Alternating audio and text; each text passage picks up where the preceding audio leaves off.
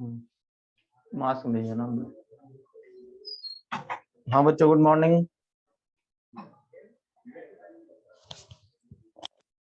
सबको स्क्रीन दिखाई दे रही है? ठीक है, सब लोग बढ़िया हैं, हेल्दी हैं, घर में सब बढ़िया हैं। बाहर घूमने तो नहीं जा रहे? बस चलो जी।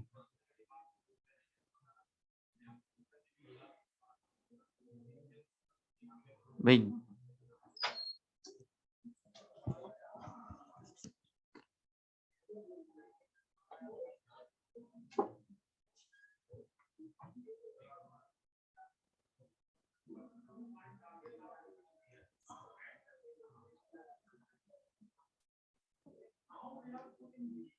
हाँ जी, तो अब अपन शुरू करते हैं अपना एक टॉपिक। याद आ रहा है आपको पिछली बार अपन ने क्या पढ़ा था? AMI CMI अगेन पढ़नी है, याद आ गया? हमको क्या करना है? AMI और CMI दोबारा से पढ़नी है। तो सबसे पहले अपन यहाँ पर बात करते हैं। अच्छा बताइए कि लिम्फोसाइट कहाँ बनते हैं? लिम्फोसाइट कहाँ बनते हैं? लिम्फोसाइट कहाँ बनते हैं? बोन मैरो में। कहाँ बनते हैं? बोन मैरो कौन सी वाली? रेड वाली बोन मैरो। कहाँ पर बनते हैं? रेड बोन मैरो में बनते हैं। और रेड बोन मैरो में हमने देखा था कि दो तरह के यहाँ पर लिम्फोसाइट बनेंगे। एक कौन सा बनेगा, बोलिए? एक बनेगा बी लिम्फोसाइट और दूसरा बनेगा टी लिम्फोसाइट। तो यहाँ पर अपन लिख देते हैं, एक बनेगा बी लिम्फोसाइट और दूसरा कौन सा बनेगा? T lymphocyte. यहाँ तक क्लियर है? तो बोन मैरो है हमारे पास, और बोन मैरो में दो तरह के लिम्फोसाइट बनेंगे, एक बी लिम्फोसाइट और एक टी लिम्फोसाइट। अच्छा बताइए कि बी लिम्फोसाइट का फॉर्मेशन कहाँ हो रहा है?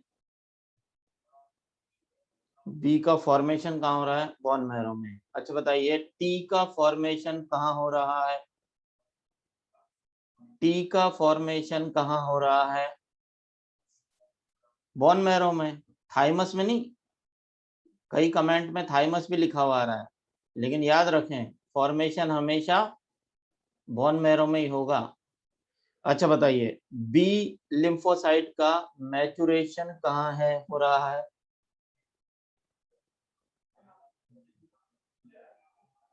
और टी लिम्फोसाइट का मैचुरेशन कहाँ हो रहा है? टी का मैचुरेशन कहाँ हो रहा है? थाइमस में। ठीक है, और इसीलिए अब देखो मैं एनसीईआरटी की एक लाइन बोलता हूँ। एनसीईआरटी लिख रही है both bone marrow and thymus, both bone marrow and thymus provides microenvironment. Both bone marrow and thymus provides microenvironment for formation and maturation of T lymphocyte. लिखा हुआ है both bone marrow and thymus provides microenvironment for formation and maturation of T lymphocyte. अच्छा बताइए B का formation और maturation दोनों कहाँ हो रहा है? बोन मैरो में। लेकिन थाइमस का रोल किसमें है? थाइमस का रोल किसमें है? टी सेल्स के अंदर है। तो फिर अपन ने देखा कि टी लिम्फोसाइट का प्रोडक्शन हुआ बोन मैरो में, मैचुरेशन हुआ थाइमस में। तो फिर इसके अंदर दोनों का रोल है ना, बोन मैरो का भी और थाइमस का भी। और इसलिए एनसीईआरटी की जो लाइन लिखी हुई है कि both bone marrow and thymus provides micro environment for formation and maturation of T lymphocyte. अब माइक्रो एनवायरनमेंट का मतलब होगा मैचुरेशन के लिए फेवरेबल कंडीशंस प्रोवाइड कराना, फेवरेबल कंडीशन प्रोवाइड करवाना मैचुरेशन के लिए, ये माइक्रो एनवायरनमेंट होगा। और इसके अंदर थाइमोसिन हार्मोन का भी रोल होगा। किसका रोल होगा? थाइमोसिन हार्मोन का भी रोल होगा। और ये सब मिलकर के एक एनवायरनमेंट प्रोवाइड कराएंगे जिसमें इनका मैचुरेशन होगा। अब बताइए मैचुरेशन में होगा क्या? मैचुरेशन में इनके ऊपर क्या बनाए जाएंगे, रिसेप्टर्स बनाए जाएंगे। क्या बनाए जाएंगे, रिसेप्टर्स बनाए जाएंगे। मैचुरेशन में रिसेप्टर बनाए जाएंगे और बी लिम्फोसाइट के ऊपर होंगे B cell receptor. B lymphocyte पर क्या होंगे, बी सेल रिसेप्टर, और टी लिम्फोसाइट पर क्या होंगे, टी सेल रिसेप्टर। तो मैचुरेशन में क्या होता है, रिसेप्टर का फॉर्मेशन होता है, और जब रिसेप्टर बन जाते हैं तो ये लिम्फोसाइट एंटीजन सेंसिटिव हो जाते हैं। क्या हो जाते हैं, एंटीजन सेंसिटिविटी हो जाती है, और रिसेप्टर इनके ऊपर बन चुके हैं। अब अपन आगे चलते हैं। सबसे पहले अपन ने लिया बोन मेरो। बोन मेरो में दो तरह के लिम्फोसाइट हमने बनवाए हैं, एक बी लिम्फोसाइट और एक टी लिम्फोसाइट। अब देखो यहाँ पर जो टी लिम्फोसाइट है इसके अंदर एक होता है टी हेल्पर। टीएच मतलब क्या है, टी हेल्पर। ये टी हेल्पर है, और टी हेल्पर के पास एंटीजन को लेकर के आती है। टी हेल्पर के पास एंटीजन को कौन लेके आएगी, एंटीजन प्रेजेंटिंग सेल, एपीसी। कुछ याद आ रहा है, एंटीजन प्रेजेंटिंग सेल एपीसी का एग्जांपल बताओ। जैसे कि मैक्रोफेज, जैसे डेंड्राइटिक सेल, पिछले बार पढ़ा था ना अपन ने, मैक्रोफेज वगैरह, डेंड्राइटिक सेल वगैरह, ये सब क्या है, एंटीजन प्रेजेंटिंग सेल हैं। और ये जो है, ये एंटीजन प्रेजेंटिंग सेल एंटीजन को पकड़ के और उसकी मैसेज कहाँ पहुंचाती है, टी हेल्पर के पास। इसकी मैसेज कहाँ पर पहुंचाती है, टी हेल्पर के पास। बिल्कुल सही है, लेगर सेल भी होंगे। अब साहब टी हेल्पर के पास जैसे ही मैसेज पहुंचता है तो फिर टी हेल्पर कुछ केमिकल्स रिलीज करता है, और उन केमिकल्स को अपन बोलते हैं साइटोकाइंस। केमिकल्स को क्या कहा जाता है, इनको कहा जाता है साइटोकाइंस या इंटरल्यूकिन। इनको कहा जाता है साइटोकाइंस या इंटरल्यूकिन। और ये साइटोकाइन और इंटरल्यूकिन पहुंचते हैं किसके पास, ये पहुंचते हैं टी के पास भी पहुंचते हैं और बी के पास भी पहुंचते हैं। तो ये साइटोकाइन और इंटरल्यूकिन किस किस के पास पहुंचते हैं, टी के पास भी पहुंचते हैं और बी के पास भी पहुंचते हैं। और ये केमिकल मैसेजेस हैं। क्या है ये, केमिकल मैसेजेस हैं ये। और ये मैसेज मिलने के बाद टी लिम्फोसाइट भी अपना क्लोन बनाने लगता है। इसको याद आ गया, क्लोनल सिलेक्शन कहा था पिछले लेक्चर में। अब टी ने भी अपना क्लोन बनाया और बी ने भी अपना क्लोन बनाया। मतलब यहाँ पर क्या चालू हो गया है, यहाँ पर चालू हो गया है क्लोनल सिलेक्शन। तो अब यहाँ पर चालू हो गया है क्या, क्लोनल सिलेक्शन। ठीक है, अब क्लोनल सिलेक्शन में जो बी लिम्फोसाइट है वो अपना क्लोन बनाएंगी, और इसको अपन बोलेंगे बी प्लाज्मा सेल। याद आ गया, हम पहले पढ़ चुके हैं, इसको अपन बोलते हैं क्लोन ऑफ लिम्फोसाइट। तो यहाँ बी प्लाज्मा सेल बनी। अच्छा बताइए, बी प्लाज्मा सेल क्या करेगी, बी प्लाज्मा सेल क्या करेगी, बी प्लाज्मा सेल एंटीबॉडी का फॉर्मेशन करेगी। इसका फॉर्मेशन करेंगी, एंटीबॉडी का फॉर्मेशन करेंगी। और ये जो एंटीबॉडी होंगी वो एंटीबॉडी किसके थ्रू आएंगी, बॉडी फ्लूइड के थ्रू आएंगी। किसके थ्रू आएंगी, बॉडी फ्लूइड के थ्रू आएंगी। और ये जो एंटीबॉडी होंगी ये होंगी आईजीजी, आईजीए, आईजीएम, आईजीडी और आईजीई। ये 5 तरह की एंटीबॉडी यहाँ पर बनी है। कितने तरह की एंटीबॉडी बनी है, 5 टाइप्स की बनी है। GAMDE, इसको इसी सीक्वेंस में याद करो। GAMDE से पता चला गम दे। और ये गम किसको देंगी बताइए, गम ये देंगी किसको, अरे पैथोजन को देंगी। हमें तो खुशियां ही देंगी ना। तो ये गम किसको देने वाली है, ये गम देने वाली है पैथोजन को। तो ये अपने पास हो गए 5 टाइप के एंटीबॉडी जो बनाए हैं किसके लिए, अरे बी प्लाज्मा ने बनाए हैं, जब कोई एंटीजन आ गया है उसके अगेंस्ट बना है, ठीक है। तो बेसिक जो एंटीबॉडी होती है वो 5 टाइप्स की होती हैं, और इसके अंदर अपन आगे पढ़ेंगे कि हर एक एंटीजन के लिए स्पेसिफिक किस तरह से हो जाती है। अभी जब एंटीबॉडी का स्ट्रक्चर पढ़ेंगे ना, उसमें ये बात क्लियर हो जाएगी, क्योंकि आप सबके दिमाग में ये डाउट आ रहा होगा कि सर जब ये गम देही एंटीबॉडी होती है तो फिर अपने तो एंटीजन तो इतने सारे अलग अलग तरह के होते हैं, तो फिर उसके लिए अलग अलग एंटीबॉडी कैसे बनती होगी, ये अपन अभी आगे एंटीबॉडी के स्ट्रक्चर में डिस्कस करेंगे, है ना। अब एक स्टूडेंट कह रहा है कि दिमाग भी हो सकता है, बिल्कुल सही हो सकता है, दिमाग भी हो सकता है, लेकिन जैसा आपको कोड अच्छा लगे वो आप याद कर लें, ठीक है। अब देखो, एंटीबॉडी से जो इम्यूनिटी मिलेगी इसको अपन क्या बोलेंगे, इसको अपन बोलेंगे एंटीबॉडी मीडिएटेड इम्यून सिस्टम। क्या बोला जाएगा, एंटीबॉडी मीडिएटेड इम्यून सिस्टम या एएमआई, समझ गए, एंटीबॉडी मीडिएटेड इम्यून सिस्टम या एएमआई। और ये क्योंकि बॉडी फ्लूइड में होती है, एंटीबॉडी किस में होती है, एंटीबॉडी सीरम में होती है ना, तो सीरम क्या है, बॉडी फ्लूइड ही तो है, और इसीलिए अपन इसको क्या बोलते हैं, इसको बोला जाता है ह्यूमोरल इम्यूनिटी। इसको क्या कहा जाता है, ह्यूमोरल इम्यूनिटी, इसको कहा जाता है ह्यूमोरल इम्यूनिटी, ठीक है। तो ये तो हो गया एंटीबॉडी मीडिएटेड इम्यून सिस्टम, यानी कि अमीज, क्या बोलेंगे इसको, AMIS, अमीज हो गया ना। ह्यूमोरल मतलब जो बॉडी फ्लूइड से आए, अरे बॉडी फ्लूइड ह्यूमर, याद करो, गुड ह्यूमर हाइपोथेसिस, ठीक है।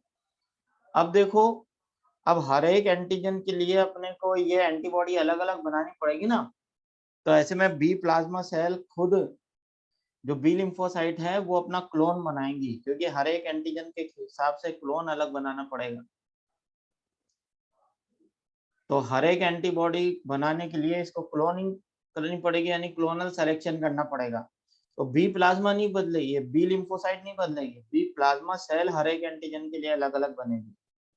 तो अब आपका डाउट क्लियर हो गया होगा कि भाई ये जो क्लोनल सिलेक्शन क्यों हो रहा है और क्यों क्लोन बना रहे हैं, क्योंकि एंटीजन अलग अलग आ रहे हैं। अब देखो यहाँ पर अपन बात कर रहे हैं, अब टी लिम्फोसाइट की बात करेंगे। तो टी में एक होती है टी हेल्पर, टी हेल्पर का रोल आपको पता ही हो गया, टी और बी लिम्फोसाइट को एक्टिव करवा देना, ठीक है। और अब देखो, टी और बी लिम्फोसाइट को एक्टिव करवा दिया, अब इसके बाद यहाँ पर जो क्लोन बना है वो बना है टी किलर। भाई टी लिम्फोसाइट ने एक तो बनाया टी हेल्पर, एक बनाया टी किलर, और टी किलर के बाद अपन बात करते हैं, ये जो टी किलर सेल है ये अब छोड़ेगी लिम्फोकाइंस, छोड़ेगी लिम्फोकाइंस और इंटरल्यूकिन्स छोड़ेंगी। तो ये लिम्फोकाइंस और इंटरल्यूकिन छोड़ेंगी, और इसके बाद ये जो एंटीजन है इसके अंदर पोर फॉर्मेशन करा देगी, एंटीजन के अंदर क्या करा देगी, ये पोर फॉर्मेशन करा देगी और इसकी किलिंग करेगी, इसकी क्या करेगी, किलिंग करेगी। और ये किस किस को मारेगी, ये मारेगी टारगेट सेल को। अच्छा बताइए टारगेट सेल क्या होगा, टारगेट सेल क्या होगा जिसके लिए ये बनी है, टारगेट सेल क्या होगा जिसके लिए ये बनी है या पैथोजन है ये। अब देखो टारगेट सेल के अलावा अपन बात करें कैंसर सेल, ये इसको भी मारेगी। अगर हमारी बॉडी की कोई सेल कैंसरस हो जाती है तो इसको भी मारेंगी, यानी ट्यूमर सेल को मारेंगी। इसके अलावा ये ट्रांसप्लांटेड ऑर्गन को भी रिजेक्ट करने का काम करती है। तो अपन बात करें ट्रांसप्लांटेड ऑर्गन भी ये रिजेक्ट करने का काम करती है। तो organ transplantation are rejected by which immunity, अगर आपसे पूछा जाए भाई organ transplantation is rejected by which immunity,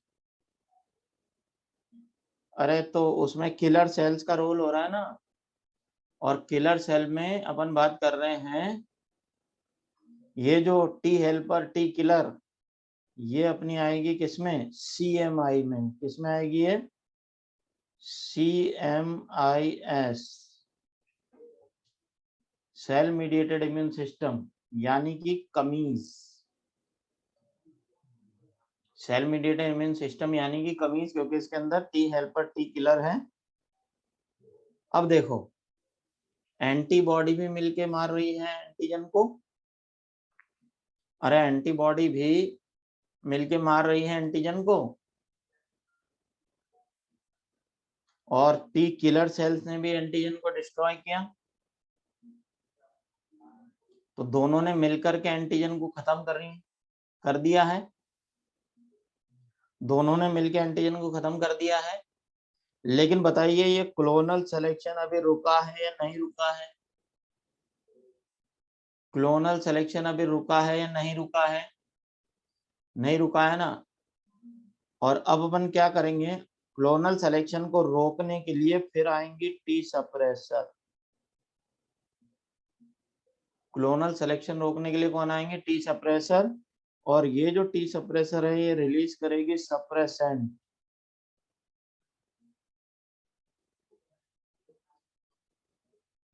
ये सप्रेसेंट रिलीज करेंगी।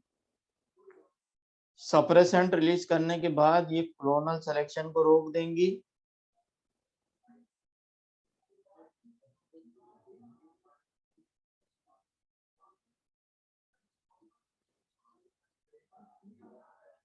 और अब बाकी की बची हुई टी किलर किसमें बदल जाएंगी,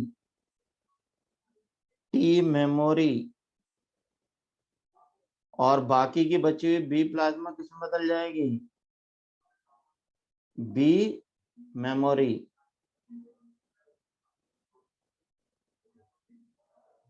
और फिर बताइए, ये जो मेमोरी सेल्स हैं, ये कौन से इम्यून रेस्पॉन्स के लिए जिम्मेदार होंगी, प्राइमरी या सेकेंडरी? और ये रेस्पॉन्स कौन सा होगा, सेकेंडरी इम्यून रेस्पॉन्स। अब कुछ बच्चों के डाउट्स आए हैं कि सर कोर फॉर्मेशन क्यों हो रहा है, क्लोनल सिलेक्शन क्यों रुक रहा है? तो एक एक करके डिस्कस करते हैं। जैसे अपन ने देखा था ना, एन के सेल परफोरेशन करके मारती हैं, याद आ रहा है, एन के सेल भी तो परफोरेशन करके ही पैथोजन को मारती हैं। वैसे ही टी किलर सेल्स का किलिंग मैकेनिज्म भी सेम है। टी किलर सेल्स का किलिंग मैकेनिज्म भी सेम है, लेकिन फिर डिफरेंस क्या हुआ एन के सेल में और टी किलर सेल में? डिफरेंस क्या हुआ एन के सेल और टी किलर सेल में? तो याद करो, एन के सेल बताइए इन्नेट इम्यूनिटी की है या एक्वायर्ड इम्यूनिटी की है? एन के सेल इन्नेट की है। अच्छा बताओ, टी किलर सेल किसकी है, टी किलर सेल इन्नेट या एक्वायर्ड? अच्छा बताओ, किसका एक्शन नॉन स्पेसिफिक होगा, किसका एक्शन नॉन स्पेसिफिक होगा, एन के सेल्स का। कौन पैथोजन के लिए स्पेसिफिक किलिंग करेगी, कौन पैथोजन के लिए स्पेसिफिक किलिंग करेगी, टी किलर सेल। तो समझ गए, किलिंग मैकेनिज्म सेम है, फिर भी सेल अलग अलग हैं, एक इन्नेट की और एक एक्वायर्ड की है। अब दूसरा पॉइंट के साथ, क्लोनल सिलेक्शन क्यों रोका गया, अब इसको सुनो। अब देखो, क्लोनल सिलेक्शन क्यों रोका गया, तो ये देखते हैं। अच्छा बताइए, अगर आपकी बॉडी में ढेर सारी किलर सेल्स बनेगी, ढेर सारे एंटीबॉडी बनेगी, तो ये पैथोजन को ढूंढेंगी पूरी बॉडी में जा करके। अरे पैथोजन को ढूंढेंगी या नहीं? और पैथोजन को ढूंढेंगी, और अगर पैथोजन भी तो बचना चाहता है ना, अरे वो आपकी बॉडी में छुपना चाहता है। और वो छुप कब पाएगा, जब वो आपकी बॉडी सेल्स के जैसा प्रोटीन लेके आएगा। अगर वो पकड़ में आ गया, और अगर उसका प्रोटीन आपके किसी बॉडी ऑर्गन से मिलता जुलता है, अगर उसका प्रोटीन आपके किसी बॉडी ऑर्गन से मिलता जुलता है, तो क्या होगा? अरे बताइए, उस ऑर्गन को भी पैथोजन मान के मार दिया जाएगा या नहीं? फिर और ऑर्गन के अगेंस्ट भी एंटीबॉडी बनने लग जाएंगे ना, तो फिर ऑटो इम्यूनिटी के चांसेस होंगे या नहीं होंगे? ऑटो इम्यूनिटी के चांसेस होंगे या नहीं होंगे? और इसीलिए क्लोनल सिलेक्शन रोकना जरूरी है या नहीं है? और क्लोनल सिलेक्शन को किसने रोका है? क्लोनल सिलेक्शन को किसने रोका है? टी सप्रेसर ने, या इसको अपन बोल सकते हैं टी रिप्रेसर। टी सप्रेसर या टी रिप्रेसर बात एक ही है। और यहाँ पर जो टी लिम्फोसाइट से जो इम्यूनिटी आपको मिल रही है उसको क्या बोलेंगे अपन? Cell mediated immunity. क्या बोलेंगे? Cell mediated immunity. तो अपनी बॉडी में दो तरह के इम्यून सिस्टम हैं, एक AMIS और दूसरा CMIS, यानी अमीस और कमीज। समझ में आ गया? कितने तरह के लिम्फोसाइट हैं? दो तरह के हैं, एक अमीज और एक कमीज। ये हो गया साहब आपका AMI और CMI कंप्लीट। अब इसको एक बार और रिवाइज करवा दूं? अरे बोलिए। अपने ऑर्गन के प्रोटीन को तो पहचानेगा, लेकिन अगर बहुत सिमिलर प्रोटीन है तो कंफ्यूजन हो सकता है ना, इसलिए। अच्छा चलिए, सबसे पहले बात करते हैं बोन मैरो की। किसकी बात कर रहे हैं? बोन मैरो की बात कर रहे हैं। बोन मैरो में बताइए कितने टाइप के लिम्फोसाइट बने हैं? दो टाइप के बने हैं। कौन कौन से बने हैं? एक बी और एक टी। ठीक है। अच्छा बताइए, टी लिम्फोसाइट में कौन है? T helper. टी लिम्फोसाइट में कौन है? T helper. और टी हेल्पर के पास एंटीजन को लेके कौन जाता है? एंटीजन को लेके टी हेल्पर के पास मैसेज कौन पहुंचाएगा? Antigen presenting cell. और फिर टी हेल्पर फिर आगे केमिकल सीक्रेट करेगा, साइटोकाइन और इंटरल्यूकिन। अच्छा बताइए, साइटोकाइन और इंटरल्यूकिन किसके पास जा रहे हैं? टी लिम्फोसाइट के पास भी जा रहे हैं और बी लिम्फोसाइट के पास भी जा रहे हैं। जैसे मैसेज मिला, टी ने अपना क्लोन बनाना शुरू कर दिया, बी ने भी अपना क्लोन बनाना शुरू कर दिया। हमने क्या बोला? Clonal selection. अच्छा बताइए, क्लोन ऑफ बी लिम्फोसाइट कौन हो गया? Clone of B lymphocyte B plasma cell. अरे बी लिम्फोसाइट खुद तो नहीं बदलेगा ना, अपने क्लोन को लड़ने के लिए भेजेगा। बी लिम्फोसाइट खुद लड़ने नहीं जाएगा, अपने क्लोन को लड़ने भेजेगा, और ये क्लोन उस एंटीजन के लिए खास एंटीबॉडी बनाएगा। और ये एंटीबॉडी हमने बेसिक कितने टाइप्स की पढ़ी है?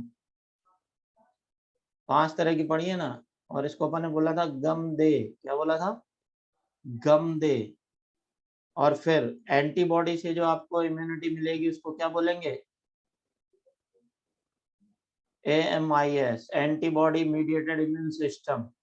अच्छा बताइए, एंटीबॉडी सीरम में होती है या नहीं? अरे एंटीबॉडी सीरम में है या नहीं? और सीरम में है तो क्या ह्यूमोरल इम्यूनिटी बोल सकते हैं क्या? ह्यूमोरल इम्यूनिटी बोलेंगे।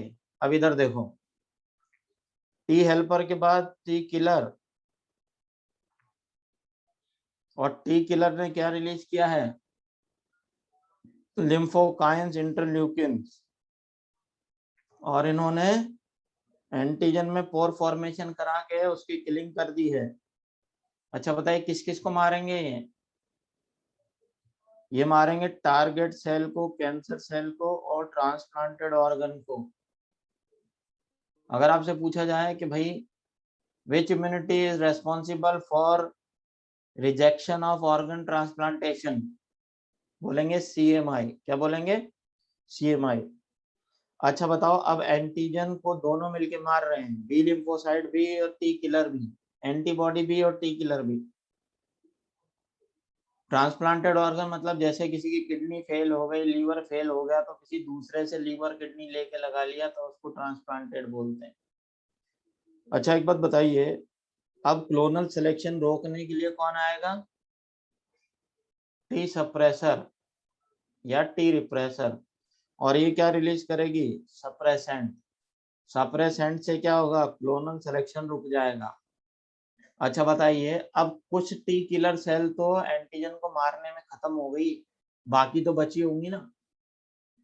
और बाकी जो जिंदा बची है टी किलर सेल, अब वो क्या करेगी?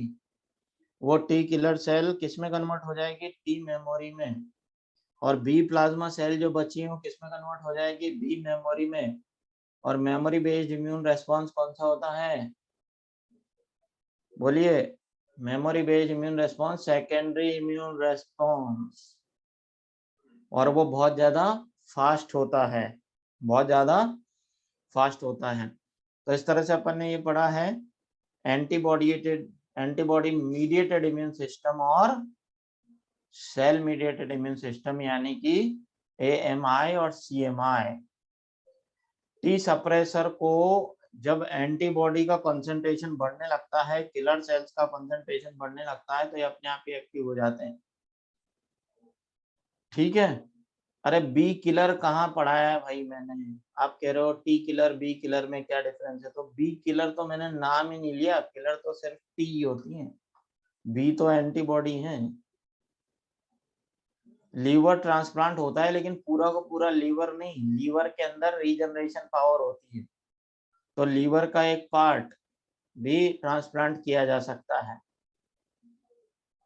ठीक है, चलें अब आगे नेक्स्ट स्लाइड पे चलें। चलिए जी, क्लोनल सिलेक्शन इसलिए रोका है क्योंकि ऑटो इम्यूनिटी के चांसेस होंगे। ऑटो इम्यूनिटी आगे आएगी, अभी आपके डाउट मुझे पता है, बहुत जिज्ञासु स्टूडेंट्स हैं, सारा का सारा ह्यूमन हेल्थ एंड डिजीज अभी पढ़ लेना चाहते हैं, आगे के लिए कुछ छोड़ना ही नहीं चाहते हैं, है ना। जैसे पूछ रहे हैं साइक्लोस्पोरिन क्या है, अरे भैया ऑर्गन ट्रांसप्लांटेशन पे तो पहुंचने तो पहले नहीं। चलिए जी अगली स्लाइड पे चलते हैं अपन।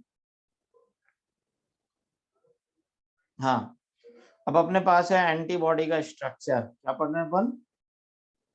अपन पढ़ रहे हैं एंटीबॉडी का स्ट्रक्चर। ठीक है, अब देखो यहाँ पर एक एंटीबॉडी का कार्टून बनाया हुआ है। क्या बना हुआ है? एंटीबॉडी का कार्टून बनाया हुआ है। अरे क्योंकि असली एंटीबॉडी थोड़ी ना पेपर पे चिपकाऊंगा, इसलिए एंटीबॉडी का कार्टून है। ठीक है।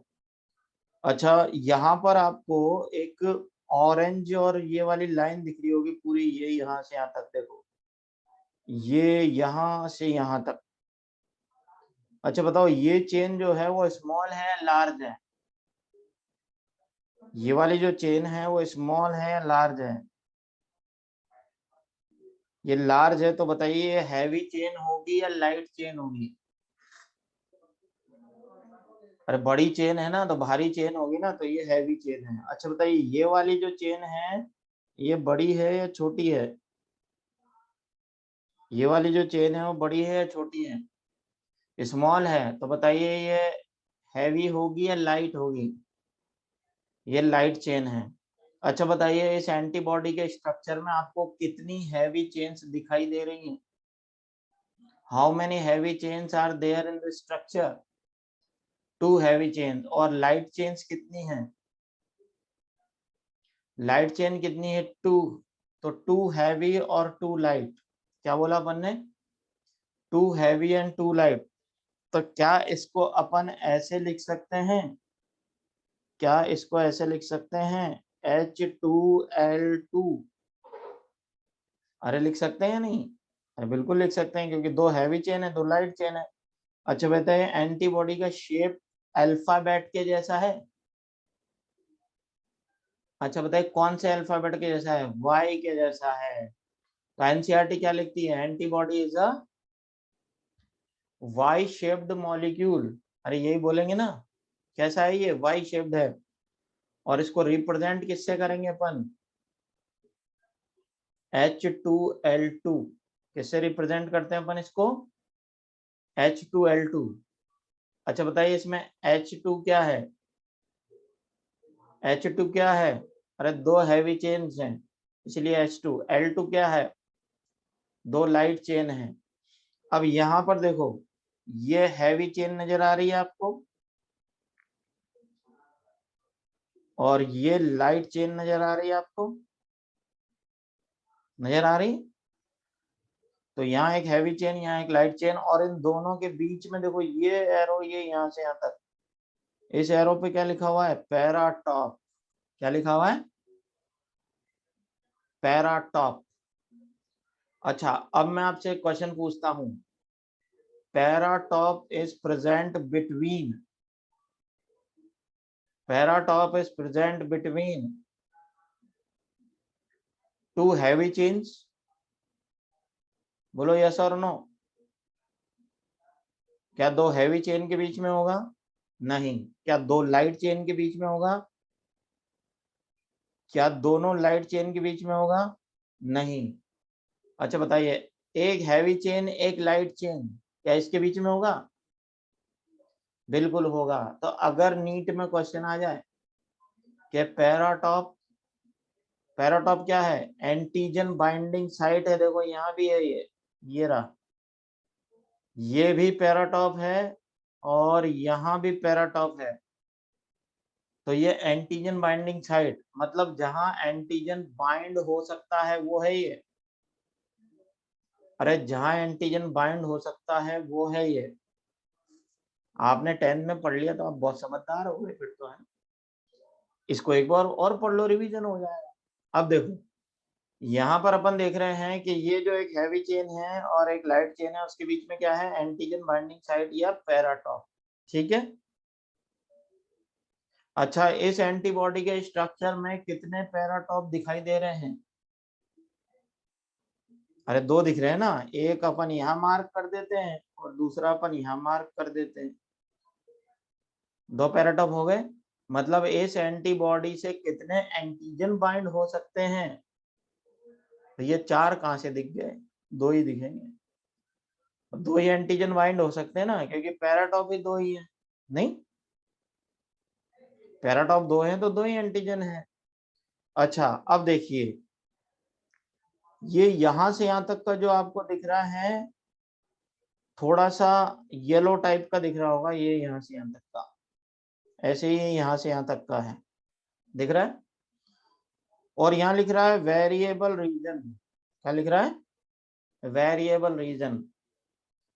तो ये यहाँ से यहाँ तक का पूरा पार्ट जो है वो वेरिएबल रीजन हो जाएगा। ये ब्लू वाला भी और ये येलो वाला भी, ये ब्लू वाला भी और ये येलो वाला भी क्या हो जाएगा? ये हो जाएगा वेरिएबल रीजन। क्या हो जाएगा? Variable region.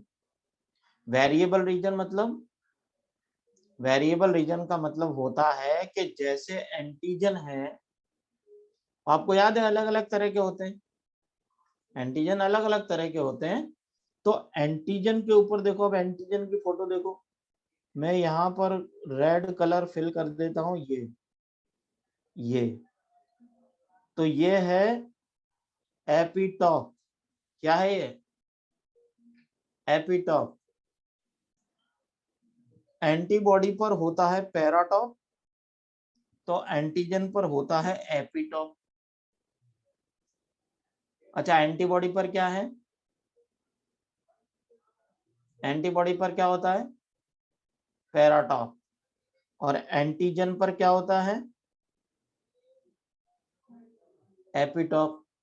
और अपन ने देखा कि ये जो एपिटॉप है, एंटीजन का एपिटॉप एंटीबॉडी के पैराटॉप से बाइंड होता है। एंटीजन का एपिटॉप एंटीबॉडी के पैराटॉप से बाइंड होता है। और एनसीईआरटी इसको क्या लिखती है, कैसे बाइंड होता है? लॉक एंड की फैशन। लॉक एंड की फैशन। तो यहां पर अपन लिखते हैं कि जो एंटीजन का एपिटॉप है, एंटीजन का एपिटॉप है प्लस पैराटॉप जो है एंटीबॉडी का पैराटॉप है, ये बाइंड हो रहा है कैसे? ये बाइंड हो रहा है कैसे? लॉक एंड की फैशन। लॉक एंड की फैशन। जिस तरह से एक ताले में एक ही चाबी से खुल सकता है, वो एक ही ताला हर एक चाबी से नहीं खुलता है ना, वैसे ही एक एंटीजन का एपिटॉप एंटीबॉडी के पैराटॉप से कैसे, ताले में चाबी की तरह से लगता है। अच्छा एक बात बताओ, जैसे इसका एपिटॉप हमने देखा इस तरह का है, तो एंटीबॉडी का पैराटॉप भी वैसा बनेगा या नहीं? जैसे एक एंटीजन है और इसका एपिटॉप इस तरह का है यूं, तो फिर एंटीबॉडी को पैराटॉप कैसा बनाना पड़ेगा, ऐसा बनाना पड़ेगा। अरे बनाना पड़ेगा या नहीं? और अगर किसी एंटीजन का एपिटॉप इस तरह का है तो फिर एंटीबॉडी को अपना पैराटॉप इस तरह का बनाना पड़ेगा। तो जैसा एपिटॉप वैसा ही पैराटॉप, समझ में आया? जैसा एपिटॉप वैसा ही पैराटॉप, मतलब अपन बोलेंगे they are specific, they are specific. तो फिर अपन देख रहे हैं जैसा एंटीजन आएगा एंटीबॉडी उसी तरह का पैराटॉप बनाएगी। तो अगर आपसे नीट में क्वेश्चन पूछा जाए तो ये इस तरह से पूछेंगे कि भाई पैराटॉप कहाँ रहता है, between two heavy chains, between two light chain, या between one heavy one light chain. तो आप क्या बोलोगे, one heavy and one light chain. अच्छा बताइए, एपिटॉप किस पर प्रेजेंट होता है, एंटीजन पर या एंटीबॉडी पर? एंटीजन पर एपिटॉप होता है और एंटीबॉडी पर पैराटॉप होता है, और दोनों कैसे बाइंड होते हैं, लॉक एंड की फैशन। और जब अलग अलग एपिटॉप आएगा, जैसे ये एपिटॉप अलग आया, ये एपिटॉप अलग आया, तो पैराटॉप भी अलग अलग बना। तो बताओ पूरी एंटीबॉडी बदलेगी या केवल वेरिएबल रीजन बदलेगा? पूरी एंटीबॉडी बदलेगी या वेरिएबल रीजन बदलेगा? वेरिएबल रीजन बदलेगा, पूरी एंटीबॉडी नहीं बदलेगी। अब समझ में आया कि बेसिक एंटीबॉडी तो 5 ही तरह की हैं, लेकिन उनका वेरिएबल रीजन अलग अलग हो सकता है। वो बात क्लियर हो गई कि भाई एंटीबॉडी तो बेसिक 5 ही तरह की है, लेकिन इतने सारे एंटीजन अलग अलग हैं, तो फिर कैसे जुड़ेंगी? तो ये वेरिएबल रीजन बदल बदल करके जुड़ती हैं। अब देखो ये हैवी चेन और लाइट चेन, इनके बीच में होते हैं डाई सल्फाइड बॉन्ड। देखो ये जो ब्लैक ब्लैक डॉट्स जो दिखाई दे रहे हैं ना आपको, यहाँ पर ये डाई सल्फाइड बॉन्ड है। डाई सल्फाइड बॉन्ड देखो यहाँ लाइट चेन के ऊपर भी है, ये यहाँ पर है, और ये हैवी चेन के ऊपर भी है, और ये दोनों हैवी चेन्स के बीच में भी है, और हैवी और लाइट के बीच में भी है। अरे बोलो है या नहीं? अच्छा एक बात बताओ, इसमें ये आपको ब्लैक ब्लैक डॉट इस तरह के ब्रैकेट बने हुए दिख रहे हैं या नहीं, इस तरह के?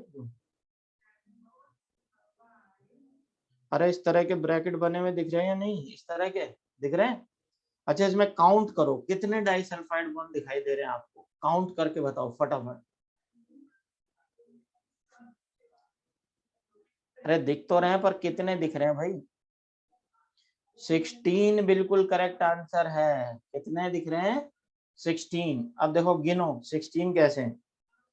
अच्छा 1 ये हो गया, 2 ये हो गया, 3 यहाँ हो गया, 4 यहाँ हो गया, 5 यहाँ हो गया, ठीक है। 5 इधर तो 5 इधर, 10 हो गए, और ये 12 हो गए, 14 हो गए, और ये 16 हो गए। तो टोटल कितने डाइसल्फाइड बॉन्ड है? 16 डाइसल्फाइड बॉन्ड है। अच्छा बताइए, disulphide bond is present between heavy chains, yes या नो? बिल्कुल yes. Between heavy and light chain, अरे between heavy and light chain बिल्कुल सही है। अच्छा it also join two light chains, अच्छा बताइए it is also present on light chains, बिल्कुल सही है। तो ये हो गया अपने डाइसल्फाइड बॉन्ड। फिर अब ये वाला जो पार्ट है ये तो है, यहाँ पर एंटीजन जुड़ रहा है ना, तो अपन इसको बोल रहे हैं FAB। क्या बोला जाएगा? FAB। FAB की फुल फॉर्म क्या है? Fragment antigen binding. इसको अपन बोलते हैं fragment antigen binding, fragment antigen binding, क्योंकि यहाँ पर एंटीजन आके ज्वाइंट होता है।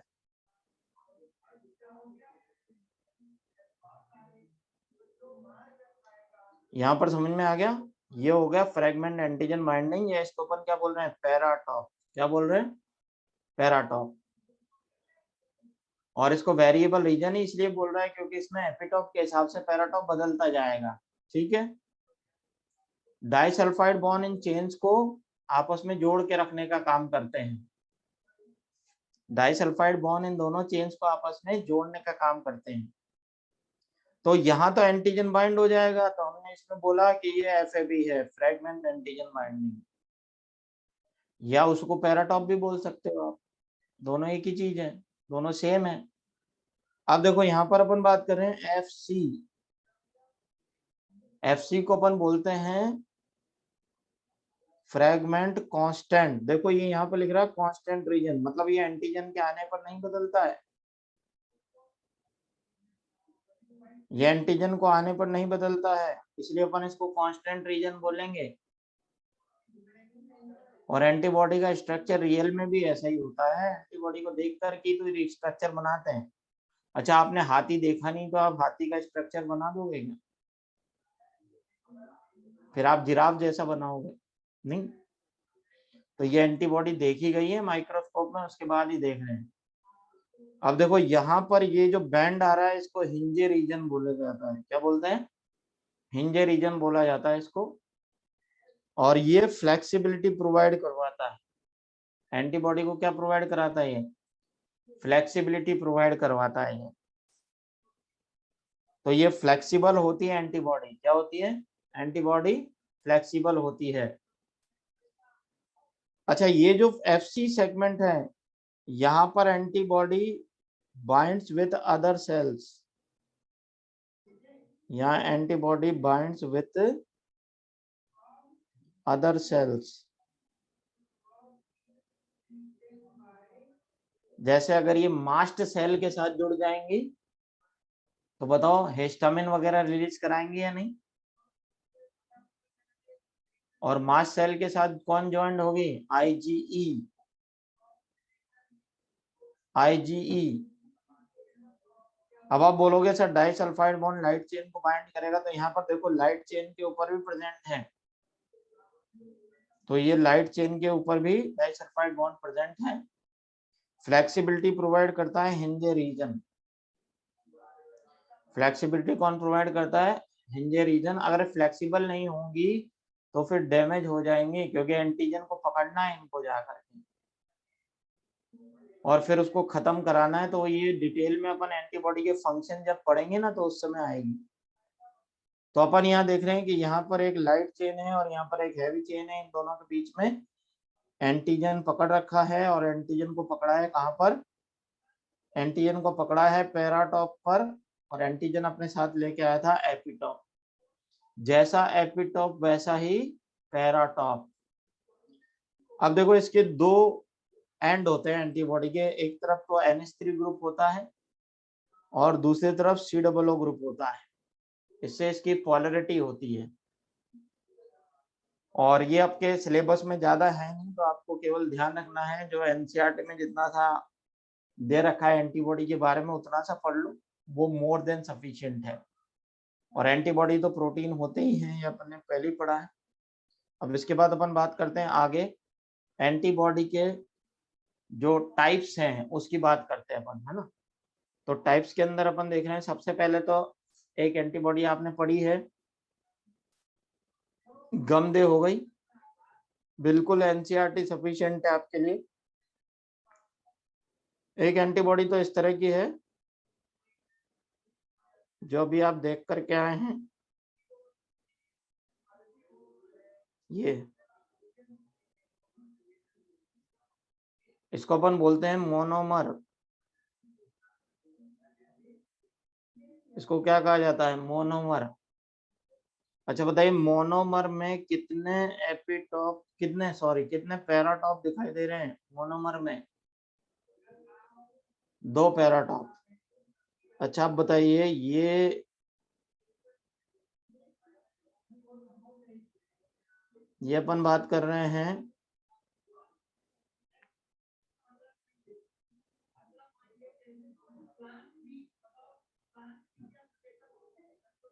अच्छा। अब बताइए कितने पैराटॉप दिखाई दे रहे हैं? 4 पैराटॉप हैं। तो अपन इसको क्या बोलेंगे? इसको बोला जाएगा डायमर। ये हो जाएगा डायमर। अच्छा अब बताइए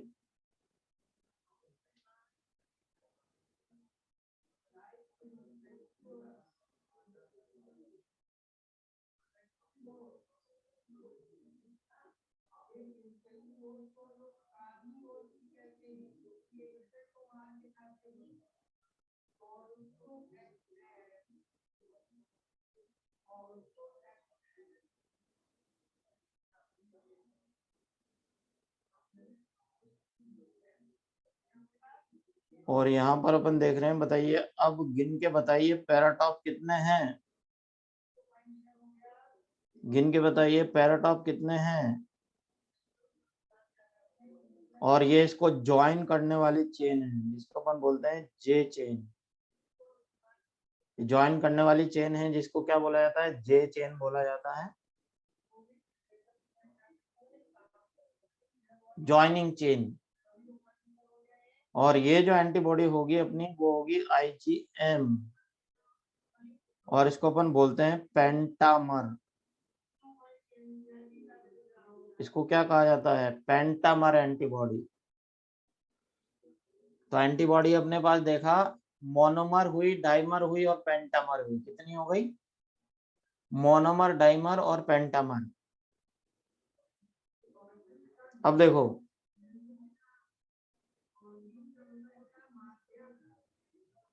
डाइमर में आईजीए, आईजीडी,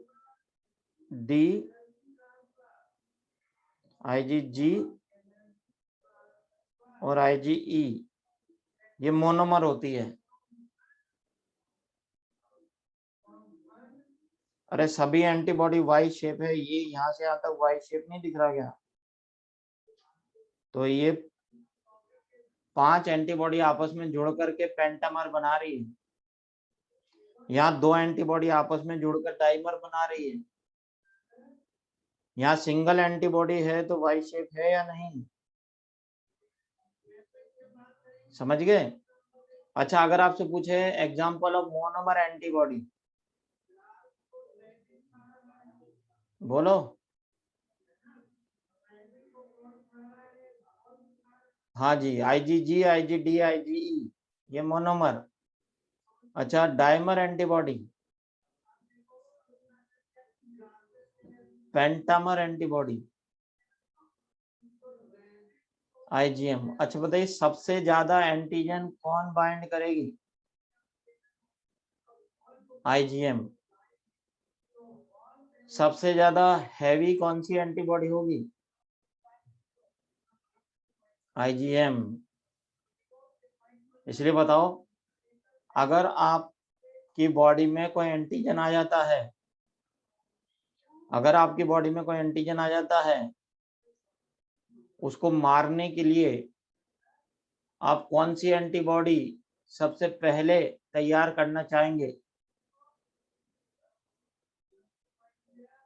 आईजीएम ना, क्योंकि यही तो अपना पहलवान सबसे तगड़ा है। अरे है नहीं? अरे यही अपना पहलवान सबसे तगड़ा है ना, एक बार में 10-10 एंटीजन को पकड़ लेगा और 10-10 एंटीजन को पकड़ पकड़ के मारेगा नहीं। और इसलिए अपनी बॉडी जो है, जब भी आपको कोई इन्फेक्शन होता है फर्स्ट टाइम, जब भी आपको कोई इन्फेक्शन होता है फर्स्ट टाइम, तो बोलिए कौन सी एंटीबॉडी जाएगी लड़ने के लिए? आईजीएम। तो बताइए अब नीट में क्वेश्चन आ जाए कि primary immune response is due to which antibody? Primary immune response is due to which antibody? IgM. और यही आईजीएम थोड़े टाइम के बाद आईजीजी में बदल जाती है। तो सबसे पहले अपन कौन सी एंटीबॉडी बनाएंगे, IgM, और यही IgM क्योंकि हैवी है ना तो अनस्टेबल होती है, ज्यादा लंबे समय तक रह नहीं सकती, इसलिए कन्वर्ट हो जाती है किसके अंदर, IgG में। तो यही IgM किस में कन्वर्ट हो जाएगी, IgG में। और इस प्रोसीजर को अपन बोलेंगे क्लास स्विचिंग। इसको क्या कहा जाता है,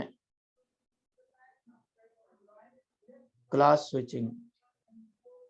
मतलब एंटीबॉडी एक फॉर्म से दूसरी फॉर्म में कन्वर्ट हो सकती है। तो जैसे स्टार्टिंग में हमने बनाया IgM,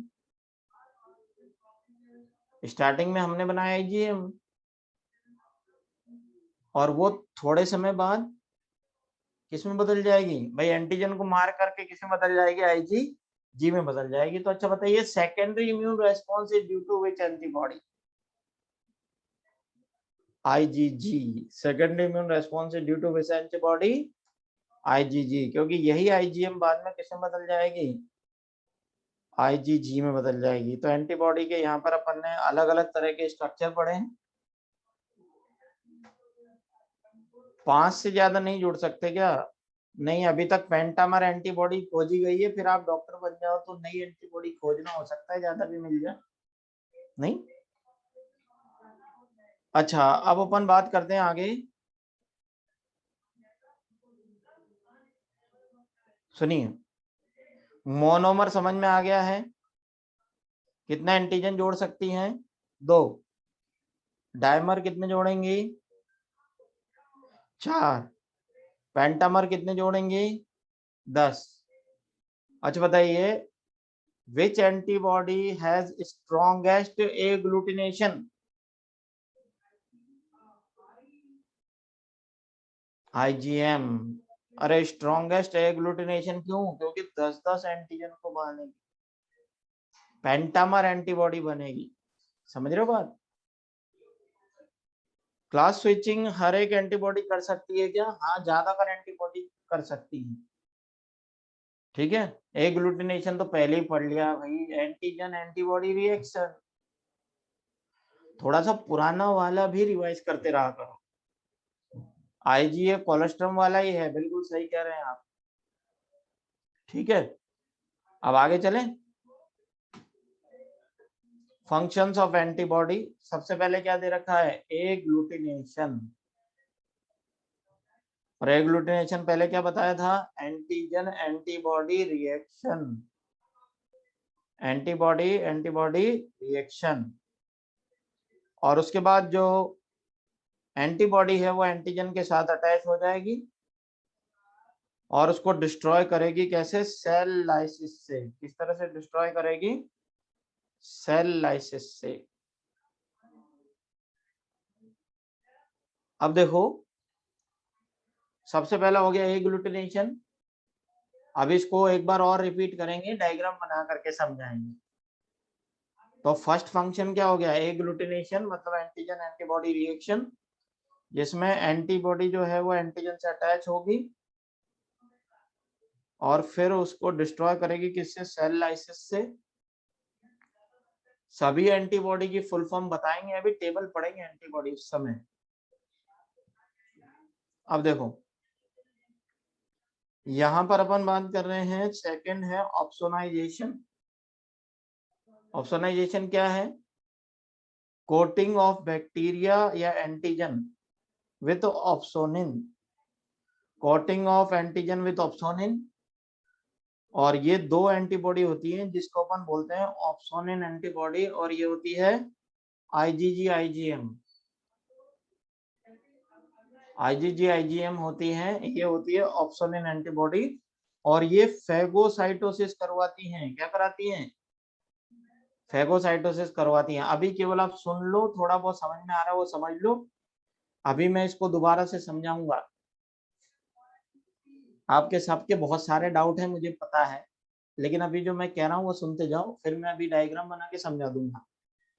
तो सबसे पहला हो गया एग्लूटिनेशन। एग्लूटिनेशन मतलब, जैसे मान लो ये एंटीजन है, तो एंटीबॉडी इसको इस तरह से पकड़ेगी और फिर सेल लाइसिस कराएगी। सेल लाइसिस क्या है ये अभी समझाएंगे। ऑप्सोनाइजेशन मतलब एंटीजन के चारों तरफ दो एंटीबॉडी जुड़ जाएगी आईजीजी आईजीएम, और वो फिर फैगोसाइटिक सेल्स को बुलाएंगी और उसको फैगोसाइट सेल आके खा जाएंगी। तो ये हो गया ऑप्सोनाइजेशन। थर्ड फंक्शन है न्यूट्रलाइजेशन। एंटीबॉडी जो है वो टॉक्सिन को न्यूट्रलाइज करेगी। याद आ रहा है अपने एंटी वेनम के केस में अपन ने दी थी रेडीमेड एंटीबॉडी, एंटी वेनम के केस में रेडीमेड एंटीबॉडी दी थी ना, तो उसने एंटीजन को या पॉइजन को न्यूट्रलाइज कर दिया था। तो ये थर्ड फंक्शन हो गया न्यूट्रलाइजेशन। थर्ड फंक्शन क्या हो गया? न्यूट्रलाइजेशन। अब देखो एग्लूटिनेशन की बात करते हैं, एक एक करके समझते हैं। जैसे ये एग्लूटिनेशन है, ये अपने पास क्या है? एंटीबॉडी। ये एंटीबॉडी है और ये हमने यहाँ पर ज्वाइन कर दिया है एक एंटीजन। यहाँ पर क्या ज्वाइन कर दिया है? एंटीजन। दो एंटीजन जोड़ दें इसके साथ, तो ये अपना है एंटीजन। एक एंटीजन यहाँ है और एक एंटीजन यहाँ है। ठीक है, दो एंटीजन हो गए और ये अपनी हो गई एंटीबॉडी। तो एंटीजन एंटीबॉडी रिएक्शन मतलब क्या हो गया? एग्लूटिनेशन।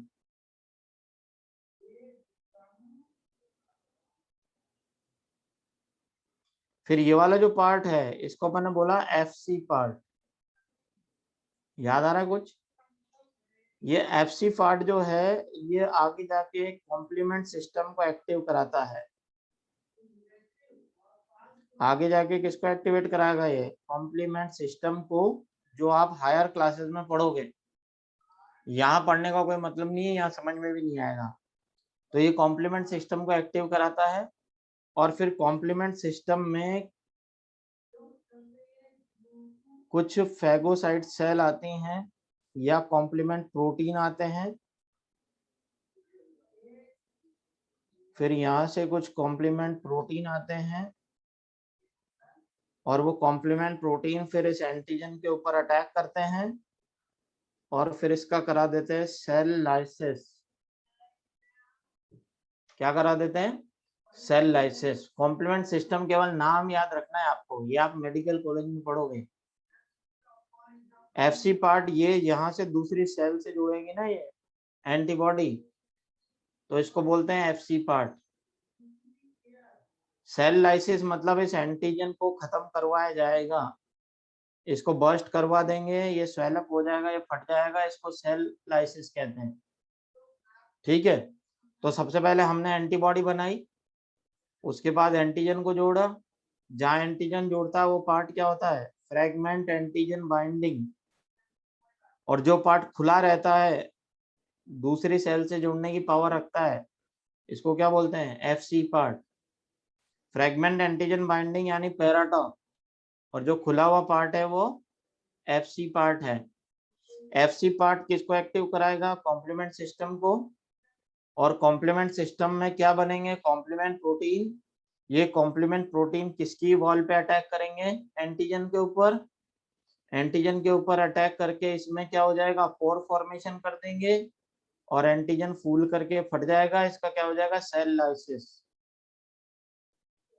इसका क्या हो जाएगा? Cell lysis. पोर फॉर्मेशन के बाद टिश्यू फ्लूइड अंदर भरेगा, उससे ही मर जाएगा। अच्छा, ये एंटीजन मान लो बुलेट प्रूफ जैकेट पहन के आया है। क्या पहन के आया? ये दूसरा एंटीजन है अपने पास, ये बुलेट प्रूफ जैकेट पहन के आया है। तो फिर हम क्या करेंगे? इसके चारों तरफ कुछ एंटीबॉडी इस तरह से चिपक जाएंगी, ऐसे ऐसे, ये। और इसको अपन बोलेंगे ऑप्सोनाइजेशन। क्या बोलेंगे? ऑप्सोनाइजेशन। इसको बोला जाएगा ऑप्सोनाइजेशन। और ऑप्सोनाइजेशन क्या होता है? Coating of antigen with opsonin. Opsonization क्या होता है? Coating of antigen with opsonin. Coating of antigen with opsonin. अच्छा बताइए, ऑप्सोनिन एंटीबॉडी कौन सी होती है? IgG एंड IgM, इनको अपन क्या बोलते हैं? Opsonin antibody. इनको बोला जाता है ऑप्सोनिन एंटीबॉडी। और ये जो है ये फेगोसाइट्स को अट्रैक्ट करेगी।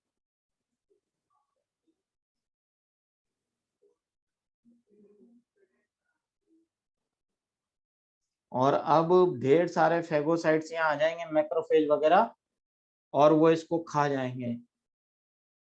तो इस तरह से एंटीजन को पूरी तरह से खत्म कर दिया जाएगा। ये हो गया अपना एग्लूटिनेशन, ये हो गया अपना ऑप्सोनाइजेशन, और थर्ड फंक्शन क्या हो गया? न्यूट्रलाइजेशन। बुलेट प्रूफ जैकेट का मतलब अगर एंटीजन के ऊपर हार्ड कोटिंग है तो, अच्छा बताइए, हार्ड कोटिंग है तो छेद बनेंगे या नहीं?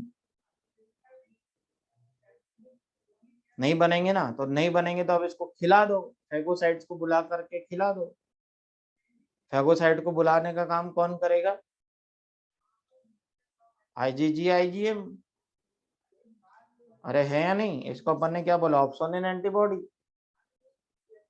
अच्छा, ऑप्सोनिन एंटीबॉडी से ढका हुआ एंटीजन आराम से पहचान में आ जाएगा या नहीं? तो फिर फेगोसाइट्स खा जाएंगी या नहीं इसको? अरे बोलो।